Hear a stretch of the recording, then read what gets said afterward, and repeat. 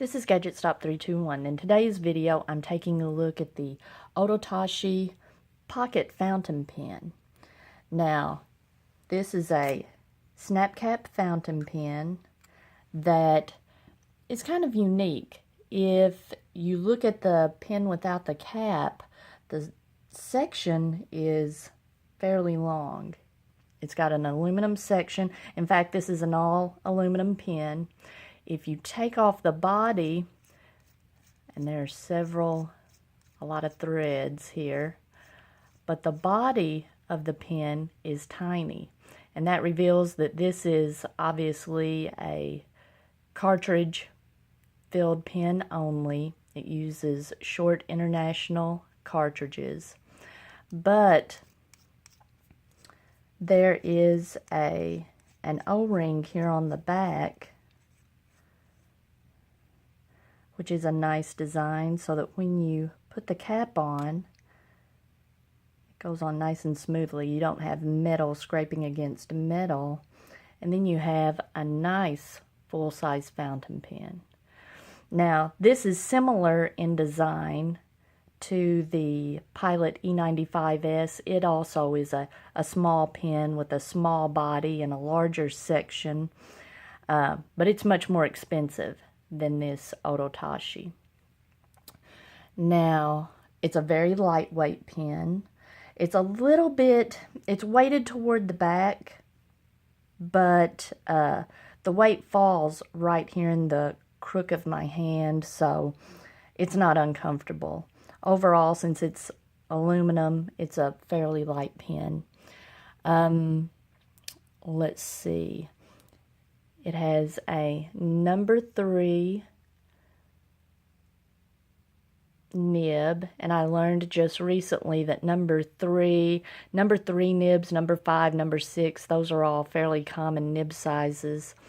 That refers to how many millimeters across it is at the base. I believe that's how I understood it to be explained. So this is a small nib, and let's see, I don't know if you'll be able to see it, but let me try to focus on the nib. Maybe if I hold this up. It says iridium point, and that's kind of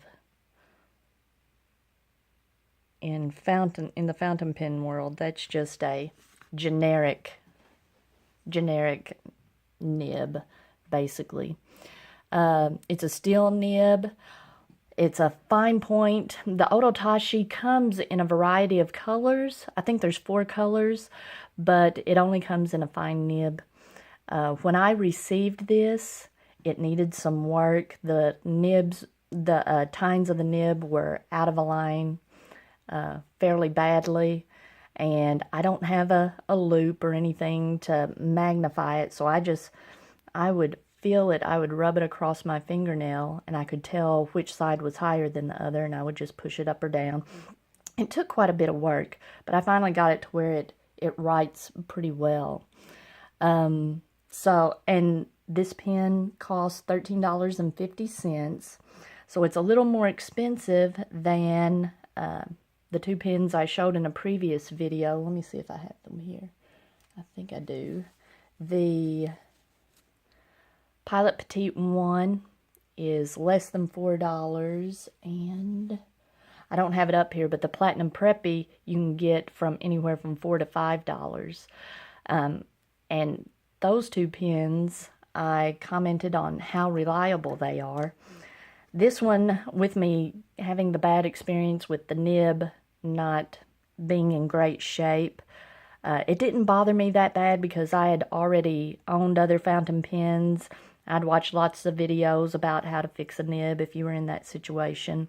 And so I don't mind having to work on a nib just, a little bit if the tines are out of line.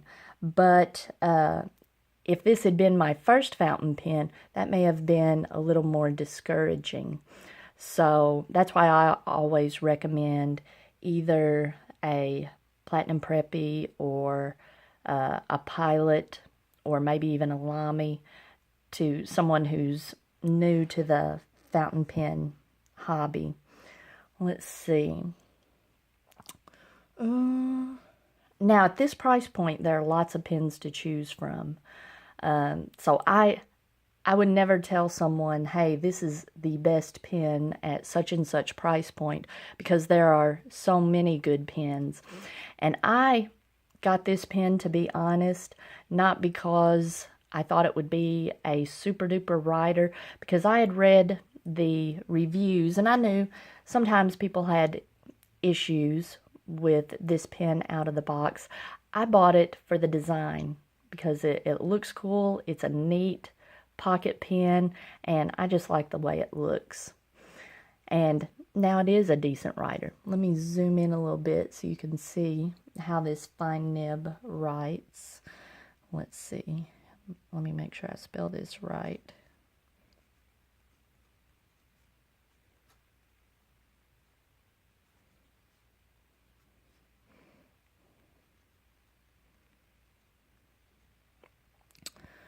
Let's see.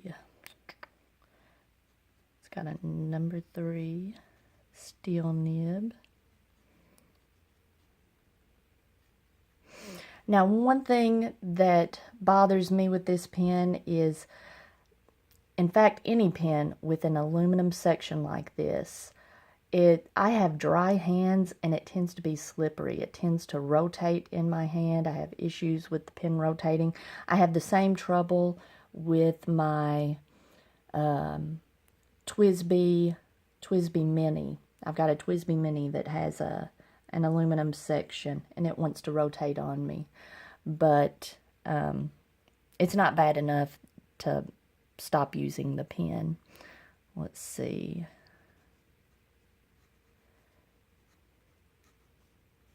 It's a nice, decently wet writer.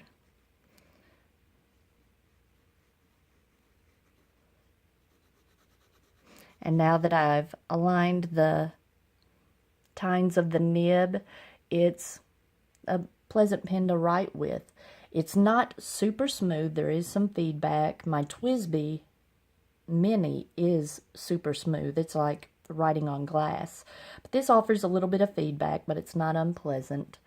And let's see, while I'm zoomed in, I will compare it to the fine nib on a Platinum Preppy.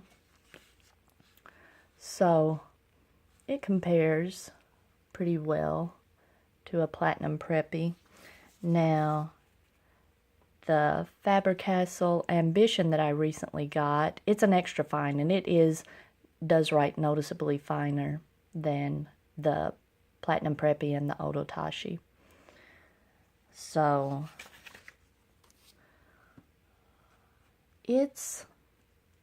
I recommend it. It's a decent pocket pen. I enjoy it, and I enjoy the way it looks. If you found this video helpful, please give me a thumbs up, and if you'd like to see more videos like this, please subscribe to my channel.